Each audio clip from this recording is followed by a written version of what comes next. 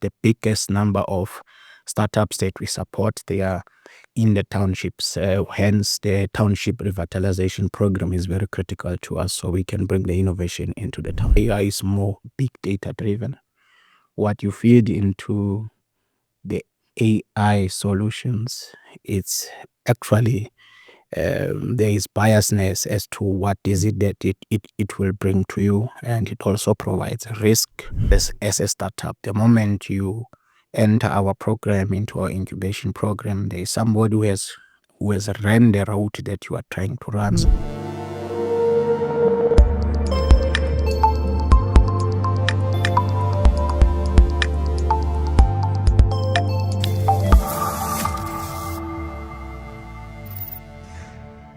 Hello, welcome to ITWeb TV. My name is Simnike Wemzekandaba. Today in studio, I'm joined by the CEO of the Innovation Hub, Mr. Bangani Mpangalasane. The CEO joins me to discuss the local innovation space, what's happening in terms of startups in South Africa, where I suppose also the competition between Cape Town and Gauteng, or Cape Town and Joburg, in terms of innovation, and what we're seeing in terms of how emerging technologies are affecting the innovation and local startup space. CEO, welcome. Thank you for joining us. How are you doing? Thank you very much. I'm quite well. Thank you very much. I was a little under weather a few days, but I feel much better today. Thanks for asking. No, thank you for coming, even though you weren't feeling well. I'm glad to hear you better. CEO, you've been in this role for like over a year now. I think you were appointed last April, if I'm not mistaken, based on some insight that we've done. Can you just tell us more about the Innovation Hub and what the mandate is and what you guys are up to? Thank you very much for that. I think it is important for one to explain that, because then we get to outline and have impactful discussion. Some years ago, the progressive leadership of the Gauteng provincial government saw it fit that in the province there is a catalyst of innovation, precisely to enhance economic development using innovation. There were quite a number of studies that were done, which areas that can impact economic development, especially in an area or the city region like Gauteng, where we contribute more in terms of the GDP. So it was important then, the leadership then decided then to establish, together with the national innovation ecosystem and national systems of innovation, looking at knowledge access, where to convert R&D. So it's a triple helix environment where the academia, government, and the private sector, they come together and they activate innovation to first to add as a catalyst in economic development, but also to have innovations that are going to resolve societal challenges. That was the idea. The Innovation Hub is a science and technology park by its nature. We belong to an international association which gives us access to a global perspective in terms of our setting. When that happened, the Innovation Hub became the first science and technology park in Africa, which then we were given a land space of 600,000 square meter, which is about 60 hectares of land, where we have developed the land, having product development labs, manufacturing labs. We also have tenants that are in an innovation space where they collaborate, and we provide those resources to startups to build their product, and also we ensure that they get to a point where they are commercial, as it has happened before, where most of the startup, they have actually exported some of these products that are developed in the hub. We are not only in Pretoria. We have what we call Ekasi Labs, which the provincial government saw it important to revitalize townships.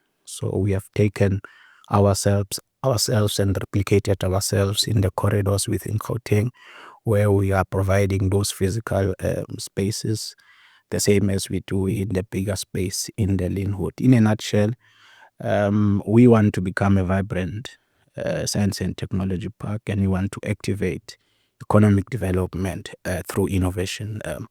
We are focusing on digital economy, bioeconomy, and also your green economy. Mm.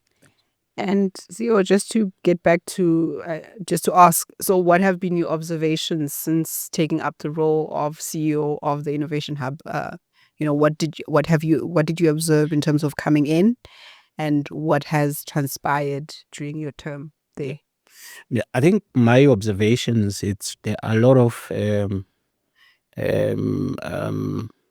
efforts out there in the innovation space.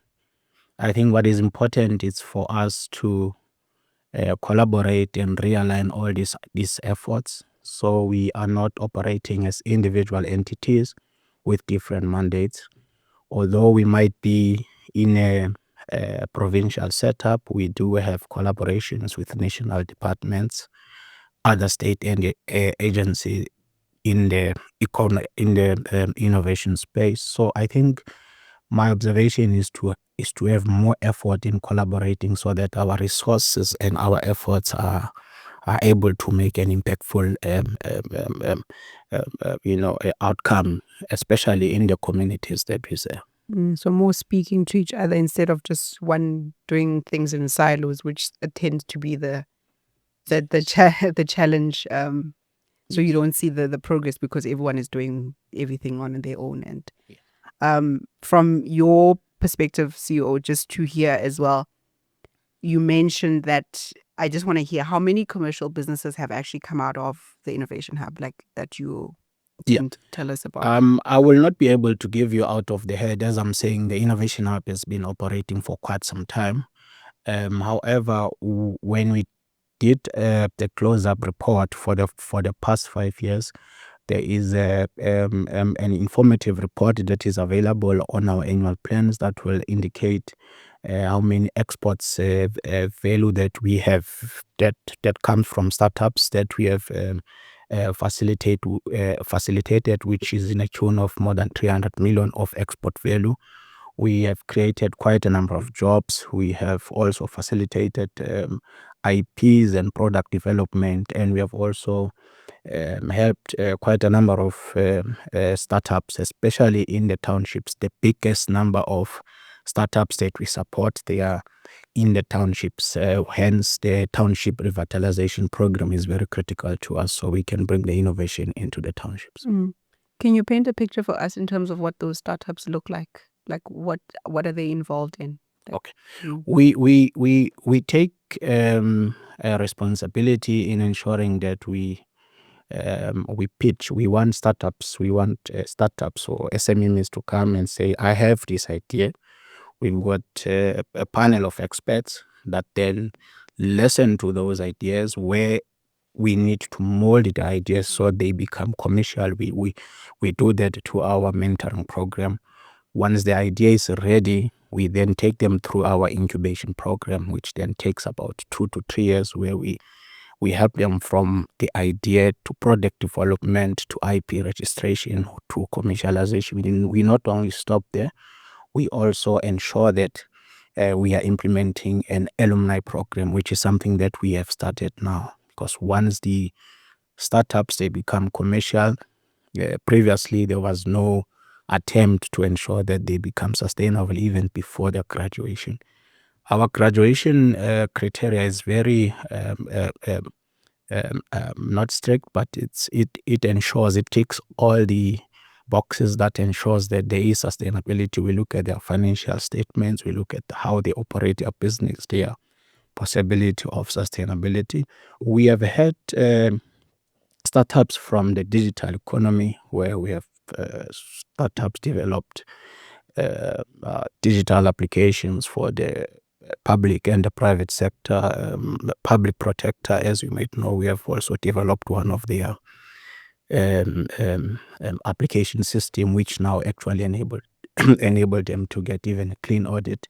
In the bioeconomy as well, one can make an example with Poshia M, but there is quite a number of them where we are looking at ensuring that the products that they are developing from a bioeconomy and biodigital point of view, they are commercialized. We're also looking at the green energy. We've got few that we can mention. If you on your highways, you can see utility. There is a green energy company that comes from the ranks. So we do have quite a number of those that are very successful. That are exporting in the US, UK, and etc. Companies that actually come from the hub. And there's this argument between, Cape Town and Joburg. There's not argument, like a bit of competition. So the argument would be that Cape Town provides a more space for development or development and establishment of startups. They have a more like their ecosystem, their startup ecosystem and innovation system supports these small businesses, these SMMEs. But then in Gauteng, the converse happens. That's what you'd hear, obviously. What do you have to say about that? Because we've seen how a lot of startups would probably, the ones that get established in Cape Town or find their footing in Cape Town, become more. They receive the foreign direct investment, they receive the support and all of that, whereas the ones here might not. What are your thoughts around that, and what have been your observations with that Cape Town versus Johannesburg debate? Yeah, I think for me, it's not really about competition. I mean, in a week or two, we have had a very progressive discussion with the agency in the Western Cape that deals with economic development. Their setup is not exactly like the Innovation Hub. The Innovation Hub is an agency of Gauteng Growth and Development Agency, which is a similar nature with them. However, the programs that they run, there is synergy there. We have looked at what is it that they do good, what is it that we do good, what is important, and the discussion is not about a competition. Circumstances are different. The focus area of Gauteng, as I've mentioned, it's mostly on township revitalization, and their focus is different in that nature. So there is synergy on what we are doing, and we are working, building a relationship so that we can share their strength, they can share our strength, so we can leverage on each other. I don't look at more on the competition because our primary focus and challenges they have and challenges that we have, they might differ. But what is important is that we are building a relationship to work together as agencies. Okay.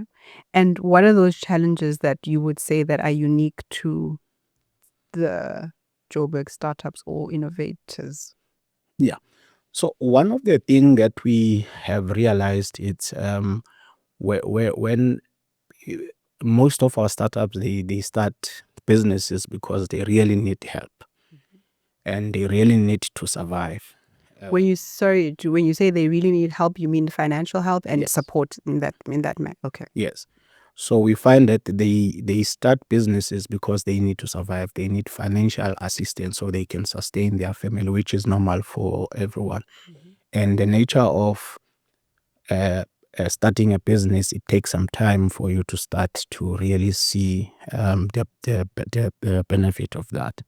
So one of the challenges is to keep them, you can invest as much as the moment they get employment, then they leave the startup again because they need to survive. So I think that the challenge, if we make more seed funding, so we are able to sustain them as they are building their businesses, then we should be able to see a lot of throughput. So mostly it's because of those, or if the business does not perform well in a year, then there is that. So that's why we've got programs within the Innovation Hub of mentorship.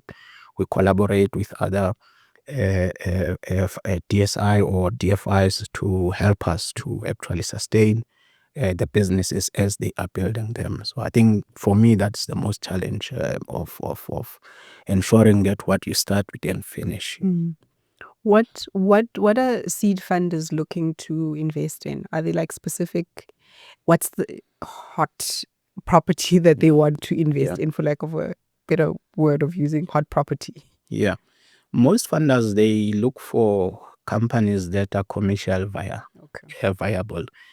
Whereas as the Innovation Hub, we have said this quite a number of times, where we are saying akekho fana nathi, because we are looking for startups to build startups so that they can become commercial viable. We are also, their association with us also provides a security or a risk mask, where funders now, when they are associated with the Innovation Hub, then they know that because of the success of our programs, then they are able to fund. So mostly they look at the viable commercial product, whereas we help startups to get at that space so that they can scale up and build their products. If I'm going to look at it now more on a continental outlook, we don't particularly, the African continent doesn't particularly have a lot of unicorns. I don't think we have more than 5, if I'm not mistaken. Why is that? Why would you find that you'll have a $1 billion valued company, let's say in a startup in the States or maybe somewhere in Europe, but it becomes a challenge when it comes to those startups here on the African continent? Yeah, I think one of our observations, and I'm glad you're asking this question, because one of the things that we are challenging ourselves is to ensure that we build those unicorns, because that's the huge impact in terms of economic development and industrialization in a country. One of the things that we have realized is that because of potential growth in the Western countries, where a startup will come with a brilliant idea, and when the brilliant idea is pitched and it looks very commercial, then you'll have big corporations buying into those business or buying them out. But because of the situation we find ourselves here, then our startups tend to sell their ideas. Then it becomes as if we do not have brilliant ideas coming from Africa. I think that's one of the things that we are working on as the Innovation Hub. It's something that we would want to see, where we have one of the startups coming from the Innovation Hub from South Africa. We're disrupting the world. But one of the challenges is that when they get to a stage where then we have this big corporation buying shares there, or even taking over, uplift, enhance the technology, then it becomes a global. But then I suppose for every startup, when they start, the idea is they want to be bought out. They want that funding to back them, because I suppose it speaks to how good the idea is or how good the product is. But I suppose you're right as well that if it's that good, then it can stand on its own right and not need to be bought out by a private company or private entity. I suppose that it's a very it's a very complex conversation, but in terms of what the startup owner wants and where they're going with their idea or product. CEO, just to also from you, we're seeing a lot of, there's a lot of development in terms of generative AI and all these emerging technologies that we're hearing about. How are these impacting the innovation space and startup ecosystem? Yeah. Look, we have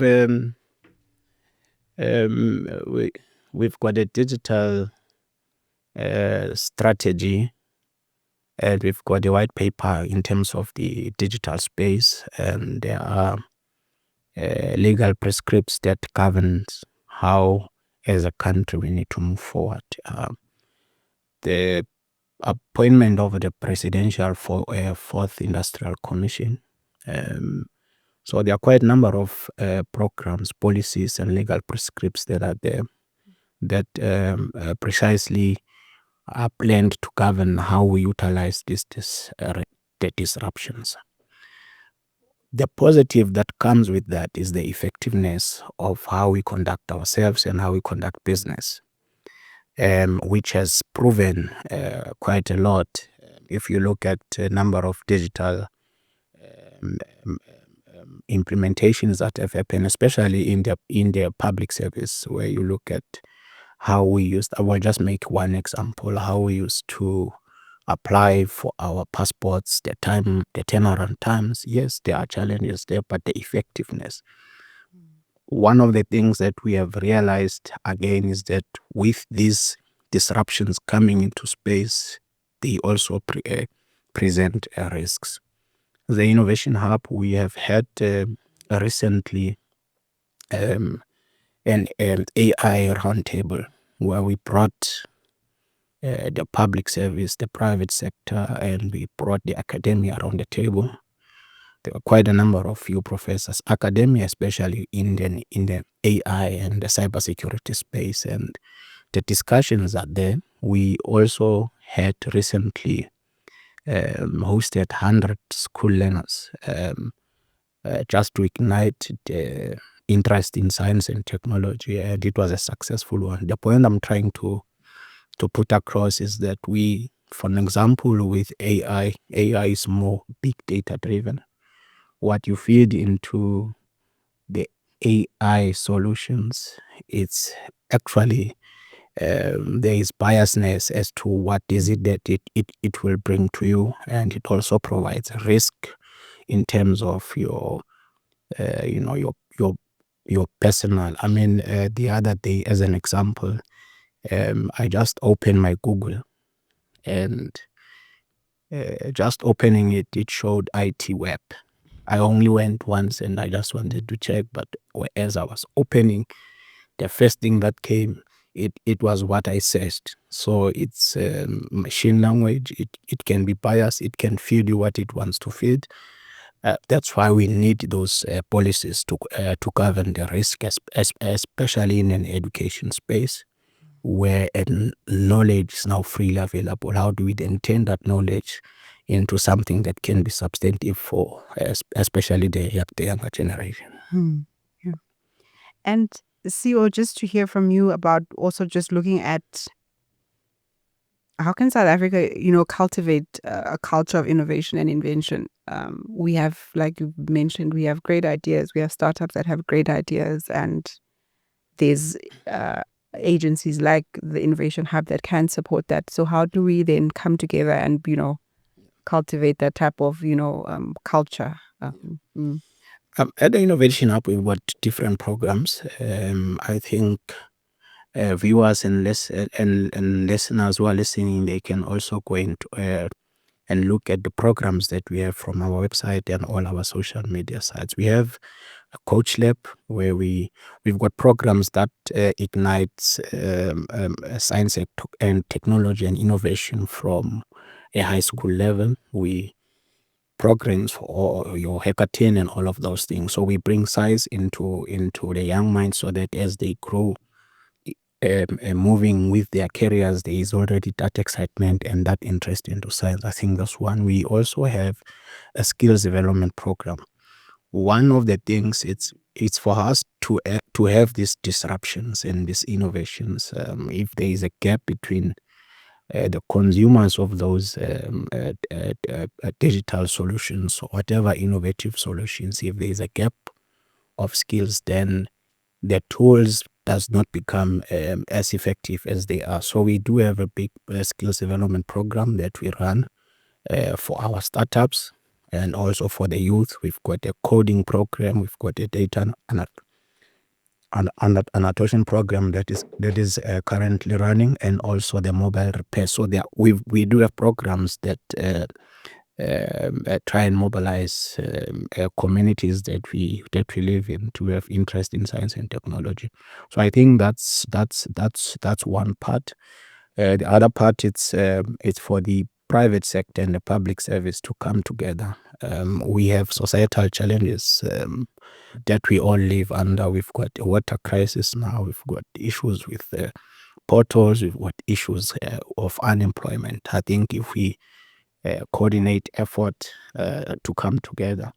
I'm raising this because when you look at the key sustainable goals that are now narrated by the G20 and different programs, it's to ensure that our primary focus as a private and public sector is to coordinate all these efforts so the impact can be much more bigger. Yeah. Coordinated effort for sure. And also just to, as someone who's leading up the Innovation Hub and someone has an idea, they're not sure whether they should go at it alone or they should go into formal employment, or how would you encourage, like an up and coming startup? What do they need to do? How do they get involved or get themselves in front of the Innovation Hub, like to receive all this information and to potentially receive the support that they might need to start that small business, to move ahead with that big idea that they have? Yeah. The advantage with the Innovation Hub is that as I've mentioned, we are across the corridors within the Gauteng province. So if you are in Soweto, you will find a center there that is nearer to you. You can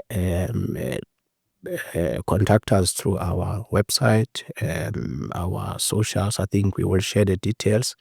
But what is important with the Innovation Hub is that we, throughout the process, we've got mentorship programs. So you are not alone as a startup. The moment you enter our program, into our incubation program, there is somebody who has ran the route that you are trying to run, someone who can always hold your hand when there are doubts, of course, and there are issues that you raise. Those mentors that are full-time available for you are there to hold your hands. And also we've got business development officers across all the centers who are experienced and who are dealing with this kind of issue. So the support is there that will enable the startups to reach a point of commercialization. And for you, are you encouraged by what you're seeing in terms of the local innovation landscape and what's happening around with and startups? I think we are moving. Is it the right pace? Not yet. We still have issues within the society. Are we adding value through the programs that we are doing? Yes, of course. We have seen the startups creating jobs. We have seen the startups scaling up. We have seen the startups moving from us into their own factories, into their own establishments. Yes, that encourages one, because if we are at the moment incubating around 300 companies, if 100 of those companies become successful and they become commercial, how many jobs they can create? I think that's encouraging enough. Can we do more? Yes, we want to do more. That is why part of what we do is partnerships. As alone as the Innovation Hub, we will not be able to have the biggest impact. The small impact that we have, we are partnering with other departments, partners in the innovation system or in the innovation ecosystem, and that's how we are able to leverage on the resources that they have that we might not always have, so that we can scale up the impact that we are trying to do. I don't know if you want to have concluding remarks, but I think you might have. No, thank you very much. I think from my side, it's just to encourage startups to approach us, to engage us, and to have discussions with us, and through the deliberations, something positive can come. Also to indicate that we are playing as part of the us moving towards the G20 as a summit, as the Innovation Hub, where we have participated in quite a number of discussions there. Our inputs through the national systems of innovation are also valid there, also to encourage them to approach us, because we were appointed as the Innovation Hub in the BRICS countries expert panel.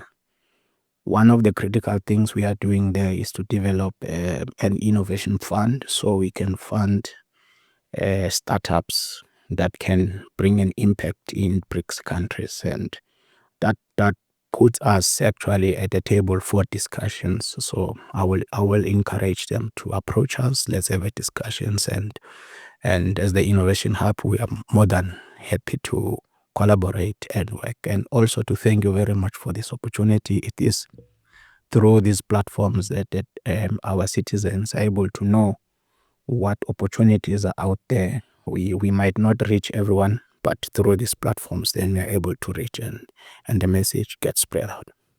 Thank you. Thank you so much, CEO. Thanks. That was the CEO of the Innovation Hub, Mr. Bangani Mpangalasane. Thank you for tuning in, and for more on these videos, click here.